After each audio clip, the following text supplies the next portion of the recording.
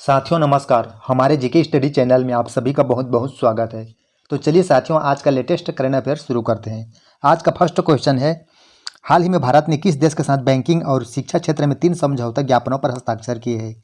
ए France, B Qatar, C Saudi Arab, D संयुक्त अरब अमीरात। तो साथियों इसका राइट आंसर होगा डी संयुक्त अरब अमीरात। चलिए दोस्तों टिप में जाते हैं। भारत ने संयुक्त अरब अमीरात बैंकिंग क्षेत्र में भारतीय रिजर्व बैंक के गवर्नर शशिकांत दास और सेंट्रल बैंक ऑफ यूएई के गवर्नर के साथ समझौता ज्ञापन पर हस्ताक्षर किए हैं। अगला प्रश्न है, हाल ही में किस देश ने खाद्य पदार्थों की कमी और बढ़ती कीमतों पर अंकुश लगाने के लिए आपातकाल की घोषणा की है? ए केनिया, बी जिम्बाब्वे, सी तंजानिया, डी नाइजीरिया। तो साथियों इसका राइट आंसर होगा डी। चलिए दोस्तों टिप में जाते हैं। नाइजीरिया संयुक्त राष्ट्र संघ की जनवरी में आई रिपोर्ट में कहा गया था कि नाइजीरिया में 2.5 करोड़ लोगों पर इस वर्ष खाद्य असुरक्षा का खतरा मंडरा रहा है। अगला प्रश्न है, हाल ही में CRCS सहारा रिफंड पोर्टल का शुभारंभ किसने किया है? ए नरेंद्र मोदी जी, बी श्री अमित शाह जी, सी श्री नितिन गडकरी जी, डी श्री धर्मेंद्र प्रधान जी। तो साथियों इसका राइट आंसर होगा अमित शाह, गृह मंत्री। तो चलिए दोस्तों टिप में जाते हैं। इस पोर्टल सहारा समूह की सहकारी समितियों के करोड़ों जमाकर्ताओं की रिफंड प्रक्रिया को सुविधाजनक बनाने के लिए भारत सरकार द्वारा शुरू किया गया एक मंच है। अगला प्रश्न है दोस्तों, हाल ही में विपक्षी दलों ने नए गठबंधन का नाम रखा है? ए इंडिया, बी एनडीए, सी यूपीए, डी पब्लिक। तो साथियों इसका राइट आंसर होगा इंडिया। चलिए दोस्तों टिप में जाते हैं। 26 विपक्षी दलों ने 2024 लोकसभा चुनाव के पहले नए गठबंधन का ऐलान किया है, जिसका नाम है इंडिया। दोस्तों इंडिया का पिन फॉर्म होता है India national development inclusive alliance रखा गया है। चलिए दोस्तों अगला प्रश्न देखते हैं। नीति आयोग के निर्यात तैयारी सूचकांक 2023 में कौन सा राज्य शीर्ष स्थान पर है? ए तमिलनाडु, बी गुजरात, सी केरल, डी उत्तर प्रदेश। साथियों राइट आंसर होगा ए तमिलनाडु। चलिए दोस्तों टिप में जाते हैं।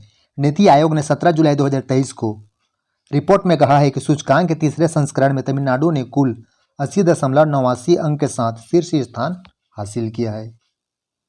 अगला प्रश्न है दोस्तों, हाल ही में जारी हेलने पासपोर्ट इंडेक्स के अनुसार दुनिया के सबसे शक्तिशाली पासपोर्ट का खिताब रखता है?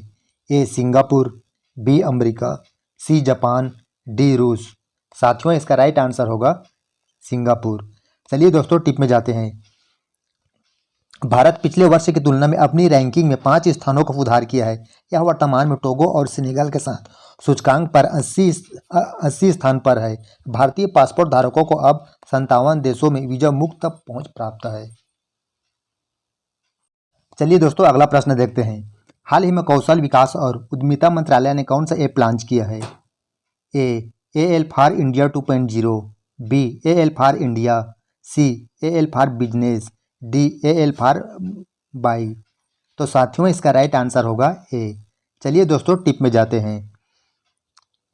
अभिनव AL प्रशिक्षण कार्यक्रम शुरू किया है। इस निःशुल्क ऑनलाइन प्रशिक्षण कार्यक्रम का उद्देश्य युवाओं को सशक्त बनाने का कार्यक्रम स्किल इंडिया और IIT मद्रास और IIM अहमदाबाद की संयुक्त पहल है। यह सहयोग में व्यापक प्रशिक्षण प्रदान करने के लिए कौशल विकास और प्रौद्योगिकी में विशेषता को एक साथ लाता है।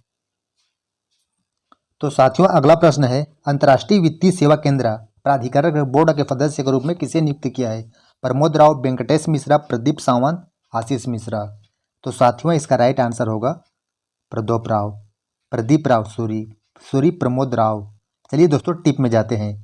राव ने सेबी के कार्यकारी निदेशक सुजीत प्रसाद की जगह ली है। अगला प्रश्न है साथियों, दुनिया का पहला मीथेन से उड़ने वाला रॉकेट किस देश ने लॉन्च किया है? चीन, अमेरिका, जापान, भारत। तो साथियों राइट आंसर होगा चीन। चलिए दोस्तों टिप में जाते हैं। चीन की एक निजी कंपनी ने 12 जुलाई 2023 को दुनिया के पहले मीथेन लिक्विड ऑक्सीजन रॉकेट को कक्षा में लॉन्च किया है। इस कदम ने नेक्स्ट जनरेशन के लॉन्च व्हीकल को अंतरिक्ष में भेजने में अमेरिका प्रतिद्वंदी स्पेस एक्स को पछाड़ दिया है।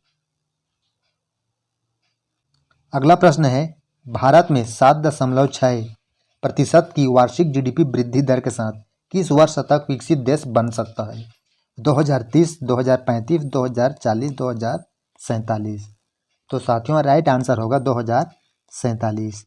चलिए दोस्तों टिप में जाते हैं। आरबीआई ने जुलाई बुलेटिन में प्रकाशित एक लेख में यह बात कही है।